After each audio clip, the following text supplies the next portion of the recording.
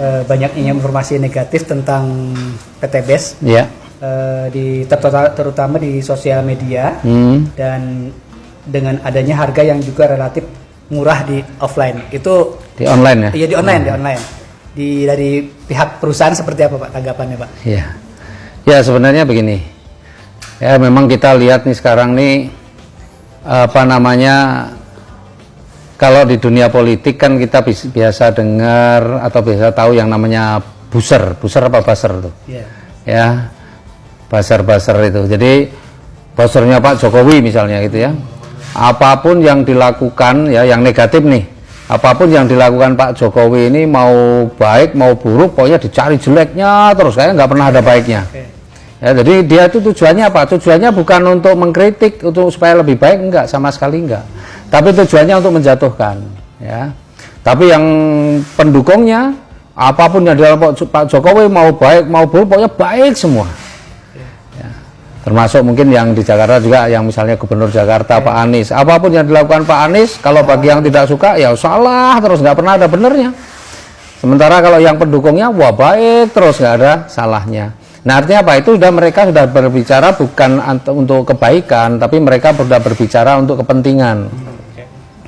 Nah itu di dunia politik, tapi di dunia bisnis juga terjadi. Jadi ada juga orang yang memang mengkritisi tujuannya untuk membangun, tapi ada yang tujuannya untuk menjatuhkan. Nah sekarang kita lihat banyak sekali yang ada beberapa lah sebenarnya di sosial media, sebenarnya cuma itu aja sih, yang dia selalu menjelek-jelekan tentang PTBes, tentang produk Eco Racing. Nah tapi kalau kita pelajari, kita telusuri lebih jauh, ya kelihatan bahwa mereka ini tujuannya bukan untuk kebaikan, tapi tujuannya untuk menjatuhkan. Jadi apapun yang kita lakukan dicari jelek-jeleknya, dicari negatif-negatifnya. Ya kenapa? Jadi di dunia bisnis juga ada kepentingan-kepentingan bisnis.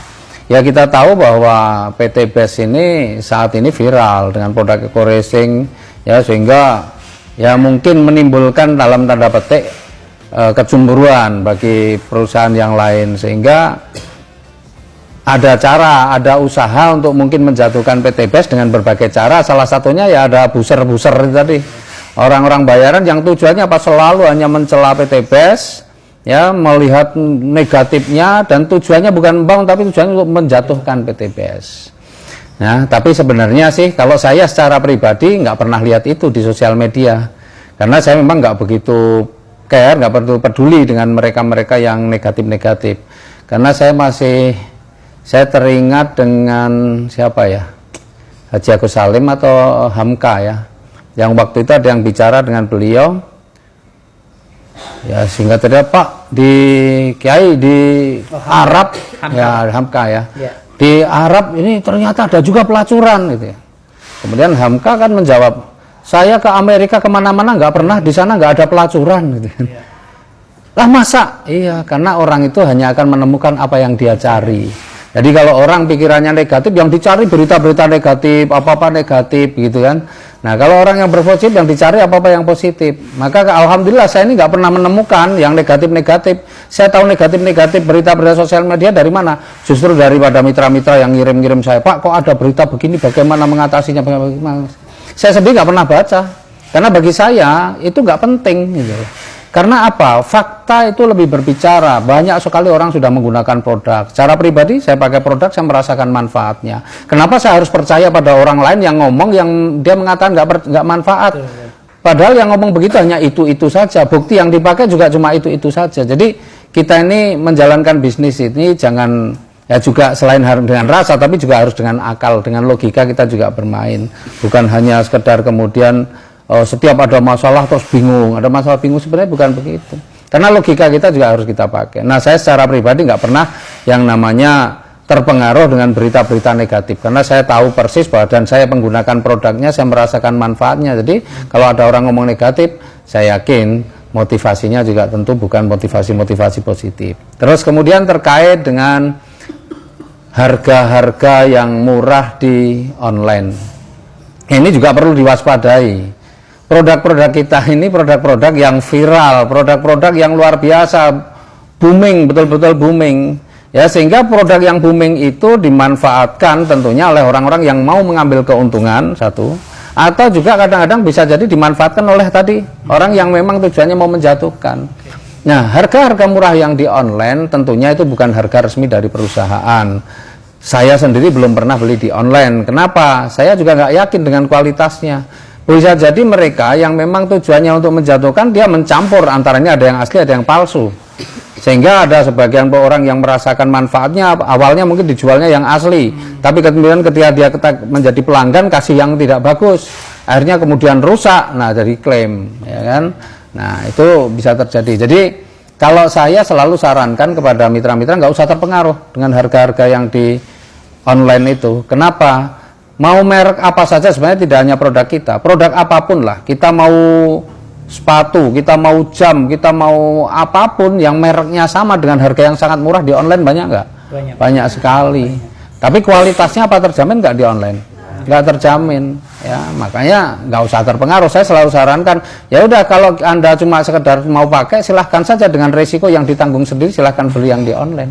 Tapi kalau mau belanja yang produknya yang jelas, kualitasnya terjamin, ya belilah melalui mitra-mitra yang resmi, bukan yang di online, ya. Dan jadi yang terjadi di online itu tidak semuanya, mungkin ada sebagian barang asli, tapi juga ada semua yang palsu. Nah, kalau kita beli di online itu berspekulasi, tapi itu resiko tanggung sendiri. Kalau saya menyarankan mitra-mitra, ya belilah yang resmi, ngapain beli yang online. Maka suatu ketika saya ini ada satu perusahaan yang kebetulan mau belanja produk kita, ya jumlahnya lumayan besar, ratusan juta. Kemudian dia melihat di online, dia katakan, Pak, kok di online harganya lebih murah? Apa jawab saya? Oh ya silahkan, kalau ibu mau beli di online, silahkan, tidak ada masalah bagi saya. Tetapi resiko perusahaan kami nggak bertanggung jawab, karena pembelanjaan di luar sistem itu bukan menjadi tanggung jawab perusahaan. Akhirnya apa? Akhirnya orangnya juga tetap belanja melalui kita. Jadi sebenarnya persoalan-persoalan seperti itu sebenarnya persoalan yang kecil sebenarnya, tapi menjadi besar. Kenapa? Karena ini kita anggap sesuatu yang besar, yang mengancam, padahal enggak. Faktanya banyak sekali, tiap hari juga banyak yang tembus motor, tembus mobilio, tiap hari banyak yang closing. Kenapa? Karena dia tidak fokus pada yang negatif-negatif begitu. Itu. Ya. Ya. Ada lagi, Pak Roni? Ya, ini satu lagi, Pak. Ya. Jadi dengan produk PT Best sekarang seperti contohnya Eco Racing ya, Pak. Mungkin kan 5-10 tahun yang ke depan kan udah ada mobil listrik ya. Ketahanan PT Best sendiri seperti apa, Pak? Oh ya, jadi kalau bicara jangka panjang ya, sebenarnya kemarin saya juga sudah jelaskan melalui channel YouTube tentang kalau perusahaan itu nggak bertahan itu setidaknya ada syaratnya gitu ya, ada sebabnya. Yang pertama mungkin ditutup pemerintah, yang kedua produknya tidak laku, yang ketiga kalah bersaing, yang keempat karena mismanagement, dan yang kelima karena force majeure. Ya, nah sekarang kita bicara PT Best, insya Allah kalau PT Best aman saja, karena produknya, ownernya inovatif, produknya juga selalu keluar produk-produk yang baru. Kita tidak hanya satu produk, tapi yang pasti bahwa PT Best ini perusahaan network marketing. Nah perusahaan network marketing itu pada dasarnya daya tahannya mestinya lebih kuat daripada perusahaan konvensional. Kenapa bisa begitu? Karena perusahaan konvensional, pada perusahaan konvensional dia keluar duit dulu sebelum barangnya laku. Dia lakukan promosi besar-besaran, menggunakan bintang iklan, kemudian melakukan promosi melalui berbagai media yang ada. Dia sudah keluar duit dulu, padahal produknya juga belum laku, karena itu dalam rangka supaya produknya laku. Maka dia lakukan promosi, uangnya sudah keluar, tetapi uang masuknya belum ada. Nah berbeda dengan perusahaan network, ya, perusahaan network atau khususnya PT Best. PT Best ini hanya akan membayarkan kepada mitra-mitranya bonus ataupun reward itu ketika apa? Ketika sudah ada uang masuk. Begitu ada uang masuk, perusahaan baru mengeluarkan uang. Artinya secara ketahanan perusahaan di bisnis network itu, perusahaan mestinya bertahan. Kecuali yang bisa menyebabkan perusahaan network itu tutup cuma dua, Pak. Apa? Ditutup pemerintah yang pertama, yang kedua terjadi mismanagement. Ya, karena inovasi produk akan berjalan terus. Jadi dan ketahanan secara finansial juga pasti akan lebih kuat. Kenapa? Karena perusahaan hanya mengeluarkan uang ketika sudah ada uang masuk. Berbeda dengan konvensional. Itu Pak Roni. Jadi ya mudah-mudahan itu apa namanya bisa menjadi penguat kita ya, supaya keyakinan kita ketika kita menjalankan bisnis ini. Oke, terima kasih. Ya, oke. Jadi teman-teman yang menyaksikan video ini ya, kalau video ini bermanfaat, nah, jangan lupa klik like, subscribe, dan bagikan, share kepada teman-teman Anda sekalian supaya mereka juga merasakan manfaat dari video ini. Salam sinergi, go berkah, no riba.